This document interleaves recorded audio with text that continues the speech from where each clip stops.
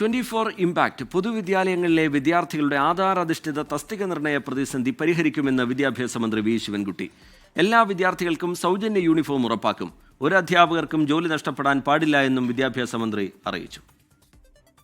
Aadhaar card ആണ് ഇപ്പോൾ ഒരു രേഖയായി അംഗീകരിക്കപ്പെട്ടിട്ടുള്ളത്.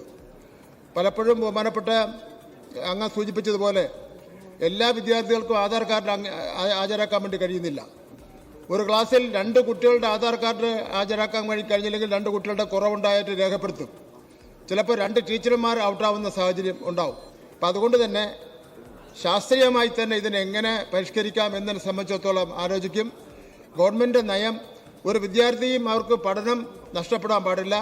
ഒരു അധ്യാപകരും അവരുടെ 6, 7, 8 വർഷക്കാലം സീനിയോറിറ്റിയുള്ള ജോലി നഷ്ടപ്പെടാൻ വേണ്ടി പാടില്ല. ഒരു നയസമീപനം ഗവൺമെൻറ് സ്വീകരിക്കുന്നതിനെ സംബന്ധിച്ചിടത്തോളം ആലോചിക്കുകയാണെന്നുള്ള കാര്യം ഇവിടെ സൂചിപ്പിക്കാൻ ഞാൻ ആഗ്രഹിക്കുന്നു.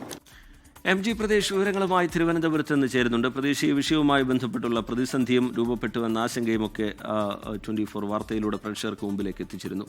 സർക്കാരിന്റെ ഭാഗത്തു നിന്ന് ഒരു ഇടപെടൽ ഉണ്ടാവുകയാണ്. വിദ്യാഭ്യാസ മന്ത്രി അക്കാര്യം സഭയിൽ വിശദീകരിക്കുന്നുണ്ട്. എന്താണ് അദ്ദേഹം പറയുന്നത്? വിവരങ്ങൾ എങ്ങനെയാണ് പ്രദേശ്?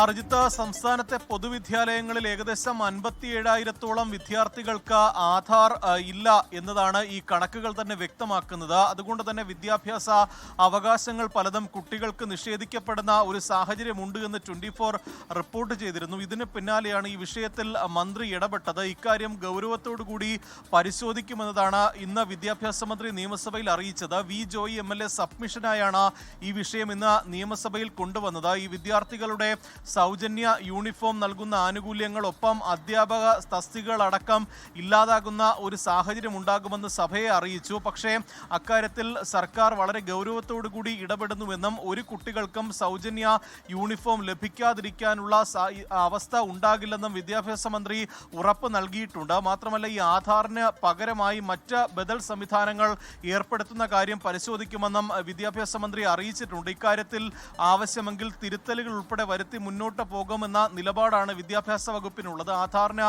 പകരം ജനന സർട്ടിഫിക്കറ്റ് മതിയാകുമോ എന്ന കാര്യങ്ങളും വിദ്യാഭ്യാസ വകുപ്പ് പരിശോധിക്കും. പൊതുവിദ്യാഭ്യാസ ഡയറക്ടറോട് ഇതുമായി ബന്ധപ്പെട്ട് വിശദമായ പരിശോധന നടത്താൻ നിർദ്ദേശം നൽകിയിട്ടുണ്ട് എന്നതുമാണ് മന്ത്രി അറിയിച്ചിരിക്കുന്ന കാര്യം. എന്തായാലും ആ വിഷയത്തിൽ ഒരുപാട് കുട്ടികളെ ബാധിക്കുന്ന വിഷയത്തിൽ സർക്കാർ വളരെ ഗൗരവത്തോടു കൂടി ഇടപെടുന്നു എന്നതാണ് നമുക്ക് ഇന്ന് നിയമസഭയിൽ നിന്ന് മനസ്സിലാക്കാൻ കഴിഞ്ഞത്. ശരി, MG പ്രദേശ് വിശദാംശങ്ങൾ തിരുവനന്തപുരത്ത് നിന്ന് പങ്കുവെക്കുകയായിരുന്നു. ലോകത്തെവിടെയായാലും ഏത് സമയത്തും 24 വാർത്തകളും ഓഗ്മെന്റഡ് റിയാലിറ്റി പാക്കേജുകളും എക്സ്പ്ലെയിനറുകളും വിശദമായി കാണാൻ ഞങ്ങളുടെ YouTube ചാനൽ നിങ്ങൾക്ക് സബ്സ്ക്രൈബ് ചെയ്യാം.